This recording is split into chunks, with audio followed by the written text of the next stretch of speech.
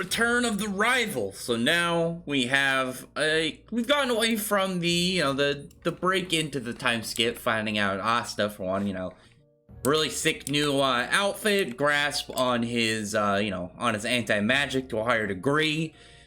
Being able to go into Black Divider pretty easily was a very nice touch on his progress, but also his anti-magic demon form. It's that sick black form, being able to go into that in a much faster state.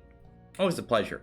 Also, always nice to see Leopold actually getting, well, I can't always say always nice, because really this is the first time Leopold's ever really gotten any existence in the story in a real sense. But we started the chapter, all the characters have gathered back in front of Laura, trying, figuring out what the current status is. I actually like that panel, because if you look at it, it's similar layout to when we saw the captains before. It's the angle and the way they're all standing. Obviously, nothing too special. I mean, they're all just standing next to each other. But it just made me think of that, Maybe these are going to be the next generation of captains for the next couple of years for the Clover Kingdom.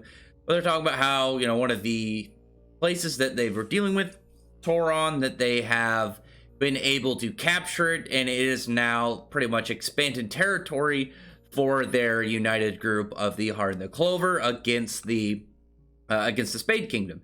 And they've been able to combo some of their abilities together, because the water spirit, obviously water, Noelle, water, they're able to kind of link up a little bit, and she can make a water clone that is aided with Noelle, so they can have a barrier there that acts similar to that of, how she has the Heart Kingdom. So she is expanding their territory, their whole grasp on the situation, and hoping to make progress on this war front.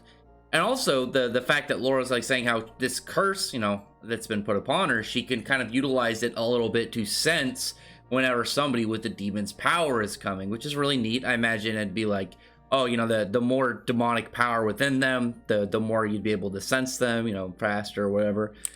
Just a nice little touch. It's going to be, I think that's really neat, because it's going to be like a radar for whenever a big character shows up. If Laura detects them, it's like, hey, whether or not this is this is a demon person, big deal or not. And then maybe so whenever any of the Dark Triad shows up and we start sweating bullets, I want to see what those guys are, their magic. I'm hoping one of them is gravity, because one, cool power, but two, Tabata's main character before Black Clover and Hungry Joker, Haja, had gravity powers, and I imagine he had a lot more in mind that he was going to do with it. When you have your main character, I imagine you come up with a lot of things, and the fact he probably has a lot of ideas he didn't get to utilize probably would be a really nice thing to display. It's just a bunch of new, really cool, neat spells for him to, throw down on a character. Plus, it would make sense for, really strong magic like that being on a character, Just, I don't know, probably not Black Hole. Oh, Miyami's got his, but Black Hole, but it's just more like magic-specific Black Hole. Doesn't work the same as the normal one. Anyway, now they're just kind of getting ready to, rest, recuperate. Noelle's noting, how powerful and incredible Laura is. Very nice. She seems neat so far. I like her. I want to see her and Mary Leona meet.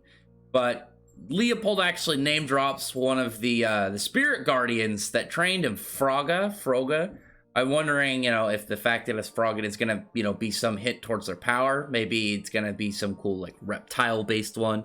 Frog person. It's going to be Battletoads. But and they're all just trying to now fight Gaja. They Luck, Leopold, Asta, they all just want to go at it and battle. Laura actually wants to join in too, but instead the girls decide to go, they decide to go take a bath, clean up after, a day of work.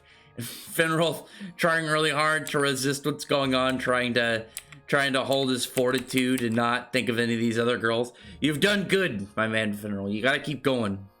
Keep strong. You can't let any of these dark temptations pull you away from a lady. I mean, thoughts is one thing, but I don't think Finral would be some dirtbag to go over and actually cheat on his girl after making this dedication. We still haven't got a explanation exactly on how Asta can fly with his anti-magic sword. We know that the swords can levitate and stuff. We've seen it before, even early, obviously, for instance, some of the first attempts that we've seen, like, oh, well, the sword floating back into the book, though it might be anime only, I can't remember entirely. No, was it when Asta, I think when Asta got the Demon Dweller sword, I had to go back and look, but after, his fight with Mars, I believe it went into the book automatically. So there is obviously a method to it. My guess is because there's magic naturally in the air. There's mana just at present at all times within the land and the air, the clouds, whatever. Maybe because we know that the swords are drawn to magic, even when he's his black form, and powerful enough magic, it's like lightning to a lightning rod. Maybe he can control it, and I just imagine it kind of like you thought about like the layout of the area, so just kind of like pictured the land, and then just kind of some fictional layer over it of magic, but it's like Pac-Man eating through stuff. It just kind of aims for one spot and is able to kind of just keep being pulled towards magic in one direction, and maybe that's how it works. I don't know. I'm wondering if we'll get anything about it, or if it's he's controlling anti-magic to fly. I mean, that's fine with me. I'm wondering if he ever like holds it different. If he, you could probably lay down actually on the Demon Slayer sword. It's as big as Asta. You could take a nap. That's actually pretty neat. The other two are way too small. You'd have to use them kind of like skis, but the Demon Slaying sword is definitely big enough to fly or to sleep on. I want to see that at least once. I just want to see, like, he's got to travel a long distance. It's like, well, it's going to be like an hour, so I'm just going to lay down and take a nap. But then you get some fan service. You got Laurel. Laurel's tattoo is, like, super big. Like, geez, I forget, like, how, like, much of her, like, her whole abdomen it takes up. But you got all the girls bathing. You got a little bit of fan service. Laurel impressed by Mimosa's huge set.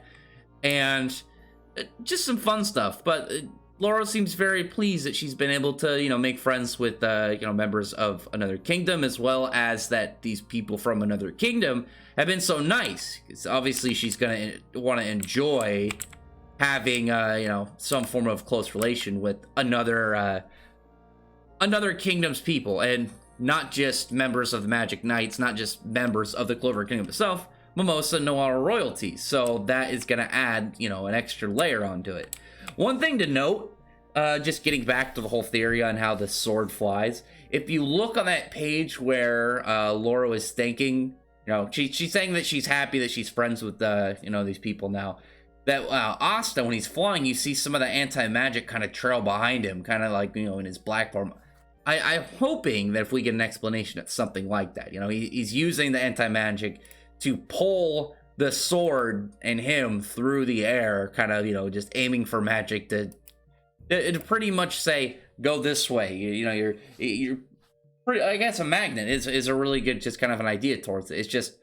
It's towards magic. He's being able to control direction. It's like, push more of the anti-magic down, so it's going to want to eat, magic down or up, side, whatever. Kind of in concept. Not too hard of a concept when you think of just imagine Pac-Man going through the air instead of magic, or instead of the, what does Pac-Man eat? I know he eats the fruits. I don't know what those pellets are, but, just imagine it magic instead of pellets and fruit. But anyway, we see Charmy, who's now gotten really fat. Here's the thing. I want to note on this one, because, I don't know, it was like, cool, Charmy, but I'm not really sure how to take this scene, because if Charmy's in her chibi form, I don't really imagine any, like, seriousness to this. I mean, it's silly. If she was in that kind of, like, normal state of how characters actually see her in the world, that, just short girl look, I'd believe it. Or, obviously, her big, weird, adult, dwarven look. But after that point, we find out Yuno has made it to Vice Captain, which is really neat. And here's the thing. So there is, in fact, a picture of the Golden Dawn behind him. I'm guessing that's what, stained glass. And at first I was like, well, maybe it's the building. We don't really know exactly what's going on with the Golden Dawn. We don't really know if they're going to disband because, William and Langris.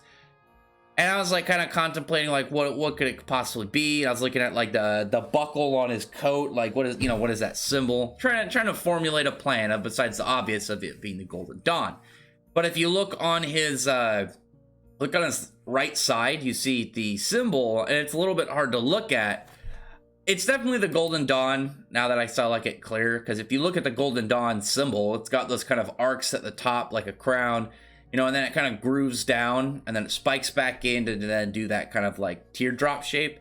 And you can see those little cuts at the bottom, and then the way that kind of angles back in, and then makes that teardrop shape at the bottom, little spikes at the top, and then just enough to make out like the sun picture, you know, with the little sun rays coming off it.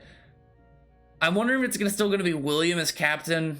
I kind of don't want it to be. I'd rather it be, I don't know.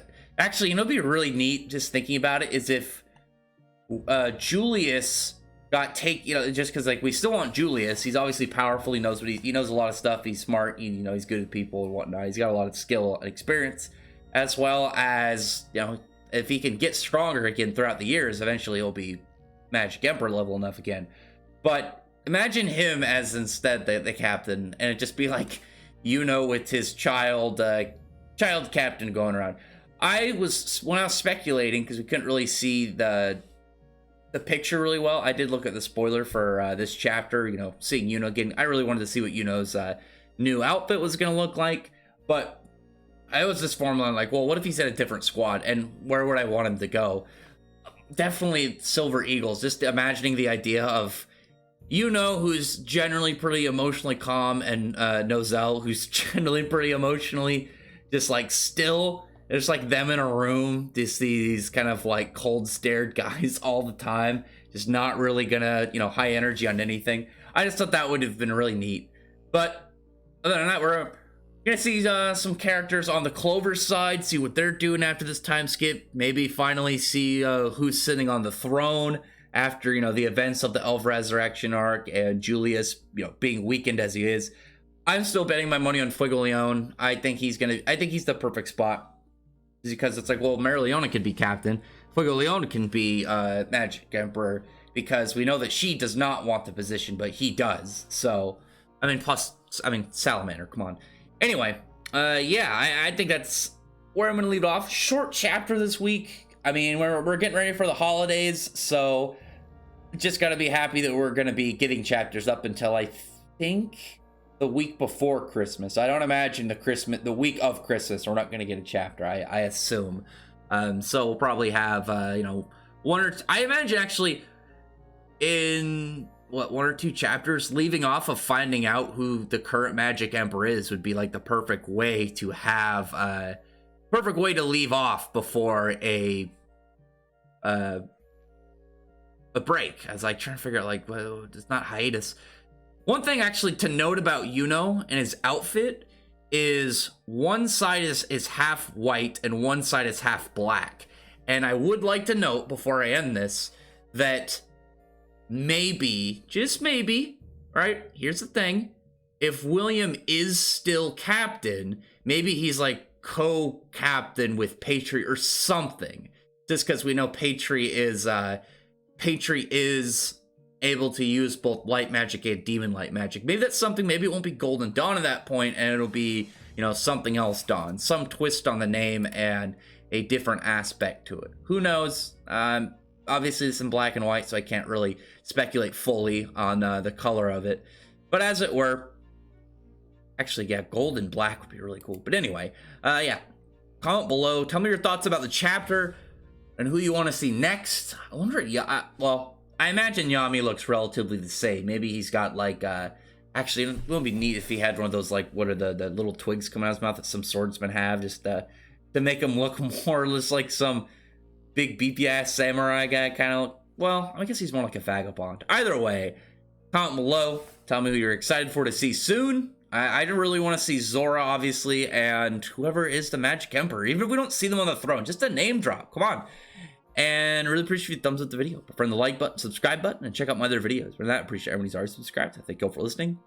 Bye.